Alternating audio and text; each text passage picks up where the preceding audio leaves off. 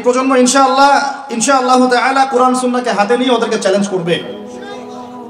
এটা নবীজি বলেও গিয়েছেন, লা তাযালু তাইফাতুম মিন উম্মতি যাহিরিনা আলাল হক লা ইয়াদুররুহুম মান খাযিলাহুম। আমার উম্মতের একটা দল সর্বদাই হকের উপর থাকবে। অন্য হাদিসে আসছে তারা যুদ্ধ করতে থাকবে, বিরোধিতাকারীরা ওদের কোনো ক্ষতি করতে পারবে না। সাহাবীরা জিজ্ঞাসা করলেন, তারা কোথায় এই কাজটা করবে ইয়া রাসূলুল্লাহ সাল্লাল্লাহু আলাইহি ওয়াসাল্লাম? নবীজি বললেন, বাইতুল মুকাদ্দাস ওয়া মা হাওলাহা, এই যে জেরুজালেম বাইতুল মুকাদ্দাস এবং তার চারপাশে তারা এই কাজ করতে থাকবে। এখন আমাদের 50টা পারমাণবিক অস্ত্র থাকার কথা ছিল, অ্যাটলিস্ট না থাকুক 5টা তো থাকার কথা ছিল। ওরা যদি আমাকে তাক করে রাখে, আমিও তাক করে রাখতাম। বেটা তুই মারলে আমি মেরে দিব, যা।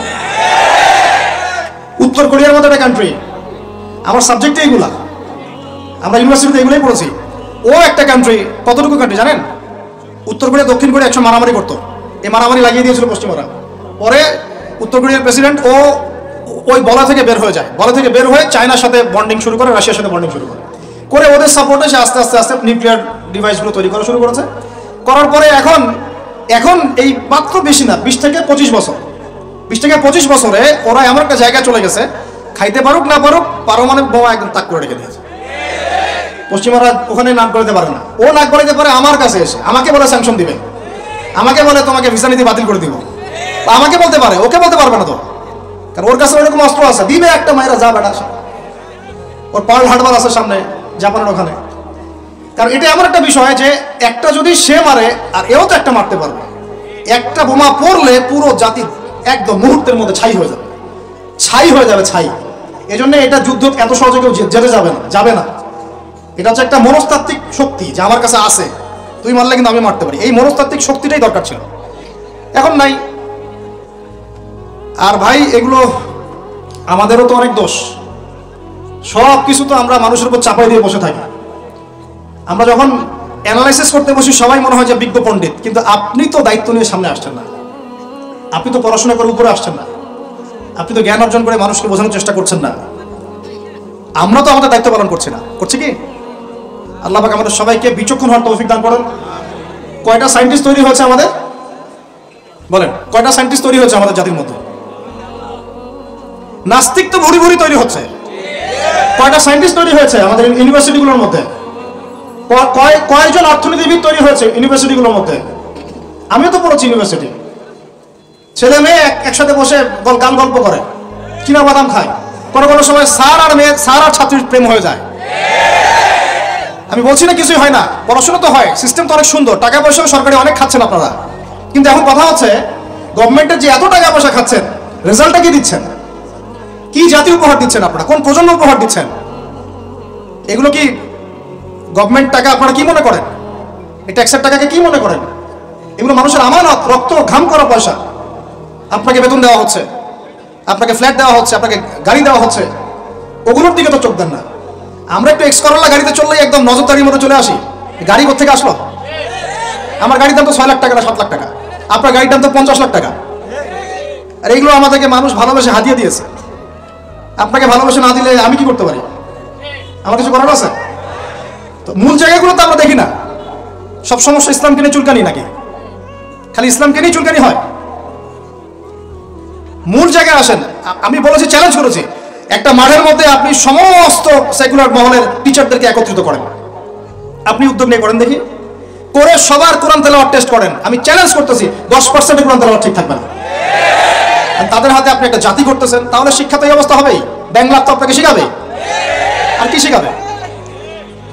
ইসলাম এবং জেনারেল শিক্ষা, ইসলামী শিক্ষা, এইটাকে সমন্বয় করাটা এখন সময়ের দাবি হয়ে গেছে। এই দুটাকে সমন্বয় না করতে পারলে আল্লাহর কসম এই জাতিকে বাঁচাতে পারবেন না আপনি। এখন টিকটক দেখতেছেন, সামনে কোন টক আসবে আল্লাহ ভালো জানে, আল্লাহ ভালো জানে। এখানে আপনার ঘরেও তো দেখবেন যে একটা অপদার্থ পয়দা হয়ে গেল। কত এরকম ছেলে তার বাবা মাকে বৃদ্ধাশ্রমে পাঠিয়ে দিল, সন্তানের হাতে মা খুন হলো। এই তো কয়দিন আগে এক পুলিশ অফিসার খুন হয়েছিল এক সন্তানের হাতে, মনে নাই আপনাদের এগুলা? তাহলে আমরাই তো আমাদের ঘরে সাপ তৈরি করতেছি। ভাববেন না যে এগুলোর ফলে শুধু সমাজে একটা প্রভাব বিস্তার হবে, আমার ঘরে কিছু হবে না, কখনো নয়। আমিও এফেক্টেড হব, আমার ঘরেও আসবে। এখন আল্লাহ রাব্বুল আলামিনের কাছে খালি দোয়া করতে পারি আমরা, আল্লাহ পাক যেন আমাদেরকে এমন যোগ্য ব্যক্তি উপহার দেন আল্লাহর পক্ষ থেকে। যেই হোক সে XYZ হুএভার হি ইজ, আমরা কোনো দলের মানুষ না, কোনো পলিটিক্যাল পারসন না। এক্স ওয়াই জেড যে হোক না কেন, আমরা চাই সৎ যোগ্য ইমানদার মানুষ, সৎ যোগ্য ইমানদার মানুষ যারা তাদের এই ক্ষমতাটাকে, এই প্রতিভাটাকে দিনের জন্য কাজে লাগাবে ইনশাআল্লাহ। এরকম মানুষ চান না আপনারা? এটা দোয়া করতে হয় আল্লাহ যেন কবুল করেন, আমিন।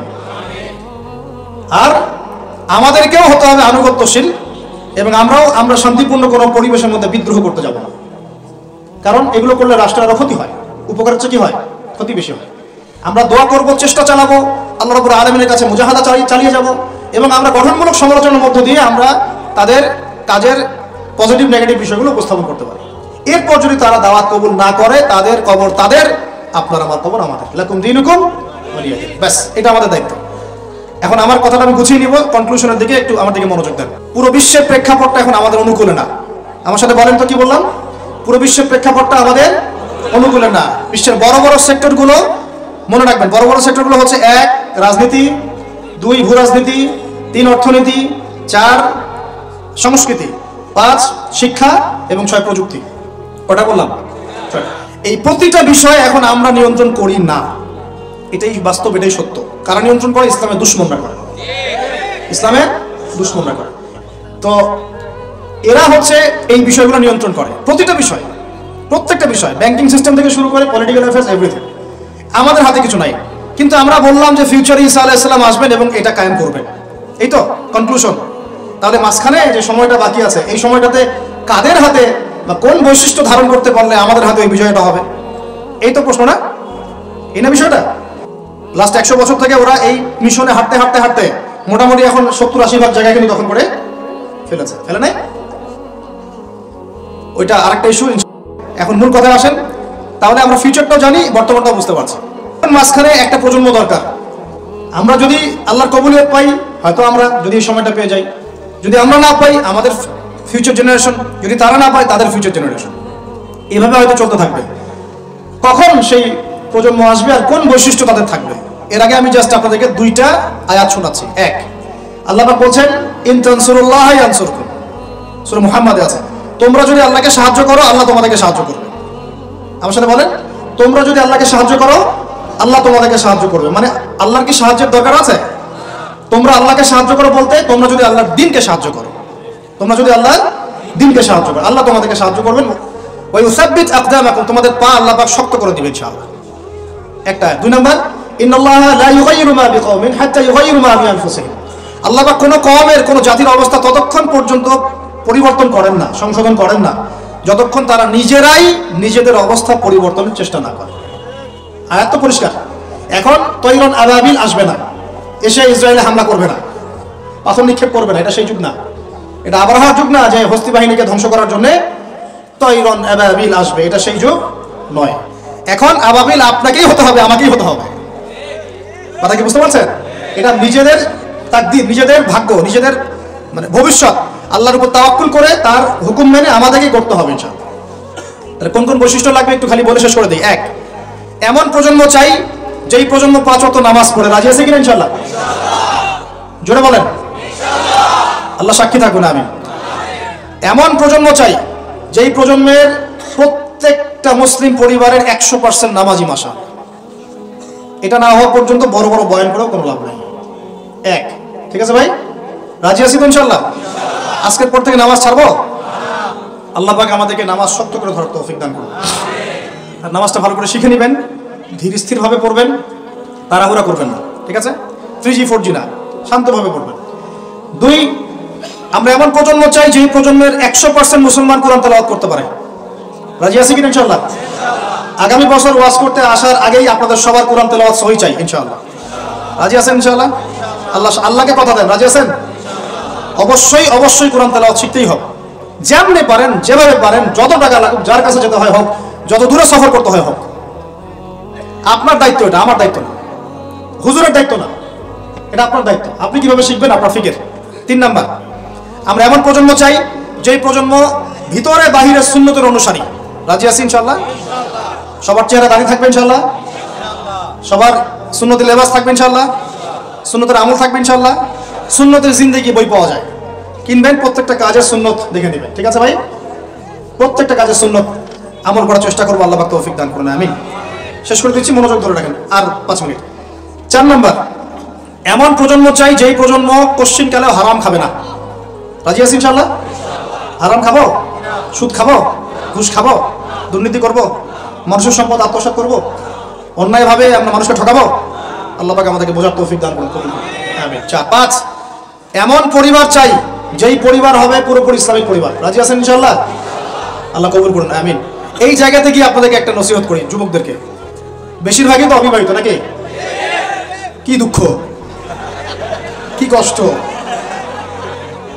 একটা কাজ করবেন, আগে একটা ছোটখাটো হালাল রিজিকের ব্যবস্থা করবেন, তারপরে বিয়ে শাদী।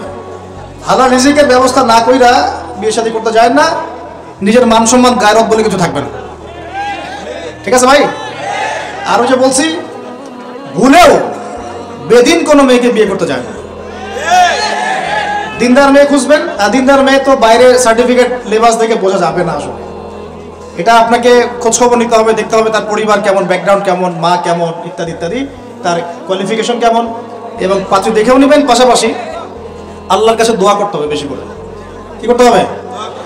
স্ত্রী খাদিজার মতো হতে পারে, আবার নূহ আলাইহিস সালামের স্ত্রীর মতো হতে পারে। বুঝেন পার্থক্য? বুঝেন? খাদিজা রাদিয়াল্লাহু আনহা মানে কি? এমন একজন মহিয়সী নারী যে একজন মহাপুরুষের পিছনে সাপোর্ট দিচ্ছেন।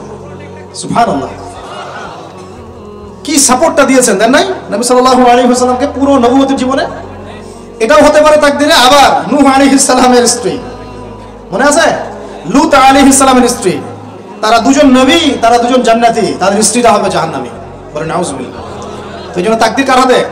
বাস আল্লাহর কাছেই বারবার ইস্তেখারা করে করে করে চেয়ে নিতে হবে, আল্লাহ আমাকে এমন একজন নেককার স্ত্রী দান করুন যিনি আমাকে আপনার পথে চলতে সাপোর্টিং হ্যান্ড হবে, আমাকে পিছন থেকে বুস্ট আপ করবে ইনশাআল্লাহ। আচ্ছা, ইনশাআল্লাহ ফ্যামিলি নিয়ে বিয়ে শাদী নিয়ে আরেকদিন ওয়াজ হবে ইনশাআল্লাহ। 5, কয়টা বলছি ভাই? 5টা না 6টা? 5টা। 6 নাম্বার, যে বাচ্চা কাচ্চা আছে আমাদের, ভাই বোন, ছোট ছোট বাচ্চা কাচ্চা যেগুলো, এক একজনকে এক একজন মর্দে মুজাহিদ হিসেবে তৈরি করবে। জি ইনশাআল্লাহ। তাহলে ওদেরকে আমরা পড়াশোনা করাবো কি পড়াশোনা করাবো? হ্যাঁ, কি পড়াবেন? হামটি ডামটি নাকি Jack and Jill went up the hill, twinkle twinkle, কি পড়াবেন? কচি মাথাটাকে তো সবাই নষ্ট করে ফেলতেছেন।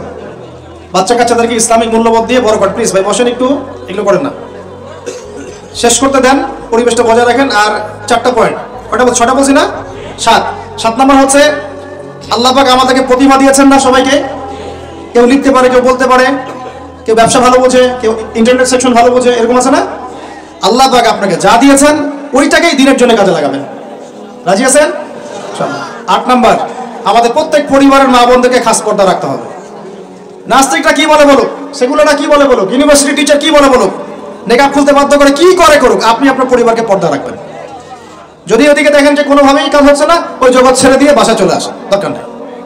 দরকার নেই পড়াশোনা। আমি আমার মেয়েকে মাদ্রাসায় পড়াবো, দরকার নেই আমার এই পড়াশোনা। ঠিক আছে? প্রয়োজনে নিজে প্রতিষ্ঠান করে আপনার সন্তানকে পড়াবেন। আপনার সামর্থ্য আছে, নিজে প্রতিষ্ঠান করেন, করে সন্তানকে পড়াশোনা করেন ইনশাআল্লাহ। আগে কি প্রতিষ্ঠান ছিল নাকি? যে যুগটা সোনালী যুগ, ওই যুগে কোনো শিক্ষা প্রতিষ্ঠানই ছিল না। মানুষ ওস্তাদের কাছে ম্যান টু ম্যান পড়তো। একজনের কাছে কোরআন, একজনের কাছে হাদিস, একজনের কাছে উসুল, একজনের কাছে আরবি, এভাবে পড়তো মানুষ। ওরা মানুষ হয় নাই? তো এখন পরিবেশ গড়ে তোলার ফিকির করবো। যদি না পারি, আমার সন্তানকে আমি ইসলামিক লাইনে পড়াবো ইনশাআল্লাহ। সামর্থ্য থাকলে নতুন প্রতিষ্ঠান গড়ে তুলবো ইনশাআল্লাহ। ওয়াজ করে আমার কোনো লাভ নাই। তৌফিক দান করেন। সাহাবীদের যুগে, যেই যুগে মুসলমানরা বিশ্বকে শাসন করেছিল, ওই যুগে একটা ঘর ছিল না যেই ঘরে এমন একজন মানুষ ছিল যে কোরআন তেলাওয়াত করতে পারতো না। একটা বাড়ি দেখাতে পারবেন না যে বাড়ির মধ্যে এমন কোনো মানুষ আছে যে কোরআন তেলাওয়াত করতে পারে না। পারবেন? সাহাবীদের যুগে একজন সাহাবী দেখাতে পারবেন যে কোরআন তেলাওয়াত করতে পারতেন না? সাহাবীদের যুগে আপনি এমন একটা ঘর দেখাতে পারবেন যেখানে হাফেজে কোরআন নাই? সাহাবীদের যুগে আপনি দেখান, আমাকে দেখান, একটা বাড়ি দেখান যেখানে দ্বীনি ইলমের গভীরতা নাই এমন মানুষ আছে? পাবেন? ওই যুগে আমরা বিশ্বকে শাসন করেছিলাম। আর এখন ওই যে বললাম, যদি বলি কোরআনের জন্য কে কে জীবন দিতে চান, সবাই হাত উঠাবে। এমনকি যদি অতি উৎসাহে কাউকে বলা হয় রাস্তায় নামতে হবে, দেখবেন রাস্তায় নেমে যাবে। বুঝুক আর নাই বুঝুক, কিসের জন্য নামছে সে জানে না, অত কিছু বুঝে না, আবেগ। ওয়াল্লাহি আল্লাহর কসম করে বলছি, আবেগ দিয়ে এই বাংলার জমিনে দিন কায়েম হবে না। যদি হতো তাহলে 100 বছর আগেই হতো, যদি হতো তাহলে অনেক আগেই হতো। এখনো হয়নি কেন? আর হয়নি যে, এটা কি আপনারা বুঝেন? আমি এখানে কি করছি? দিনের দাওয়াত দিচ্ছি। কি করছি ভাই? দাওয়াতও ঠিক বলা যাবে না, এটা হচ্ছে ইসলাহি কথা, ইসলাহি মজলিস। দাওয়াত মানুষ দেয় অমুসলিমদেরকে, অমুসলিমদেরকে ইসলামের দাওয়াত দেওয়া হয়। আপনারা সবাই মুসলিম, আপনাদেরকে দাওয়াত দেওয়ার কিছু আছে? কালিমা লা ইলাহা ইল্লাল্লাহ আপনারা তো সবাই বুঝেন, হয়তো বুঝেও শিরক করতে পারেন, এটা আলাদা বিষয়। অনেকে কালিমা পড়ে ঠিকই কিন্তু শিরক করে, আকীদার মধ্যে শিরক থাকে, আমলে শিরক থাকে, কথায় শিরক থাকে। কিন্তু বেসিক্যালি আমরা তো সবাই মুসলিম পরিবার থেকে আসি নাই? মাশাআল্লাহ। তো আপনাদেরকে আমি ইসলাহের জন্য কথা বলতে পারি, ইসলাহি কথা। মূল কথা হচ্ছে আমি আপনাদেরকে ইসলাম সংশোধনের কথা বলছি। আমি এখানে দিন কায়েম করতে পারবো না, সেই অথরিটি, সেই সভরেন্টি আমার কাছে নাই। কি নাই? সেই অথরিটি, সভরেন্টি আমার কাছে নাই। এই এলাকায় যদি কেউ মদ পান করে, আপনি কি তাকে 40টা বেত্রাঘাত করতে পারবেন? আপনি কেন, যিনি এখানকার দায়িত্বশীল তিনিও পারবেন না। পারবেন? খোলামেলা কথা বলেন, পারবে? একজন যদি চুরি করে, ওই যে মসজিদে শীতকালে চোর বেড়ে যায় না, এখন চুরি তো বেড়ে গেছে, আপনারা বুঝেন না? চুরি বেড়েছে সমাজেও, চুরি বেড়েছে অর্থনীতিতে, চুরি বেড়েছে দায়িত্বে।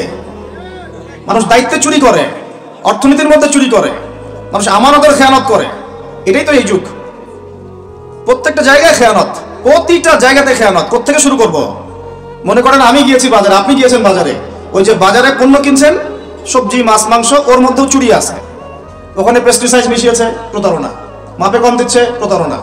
ফেল দিয়ে দিচ্ছে, চুরি। এগুলো কি বলেন? সোজা কথা, এগুলো কি? চুরি, প্রতারণা। তো এবার এ যে প্রতারণা করে যে টাকাগুলো আমার কাছ থেকে নিল, ওই টাকা আবার অন্যায়ভাবে আর এক দল চাঁদাবাজ এসে নিয়ে গেল।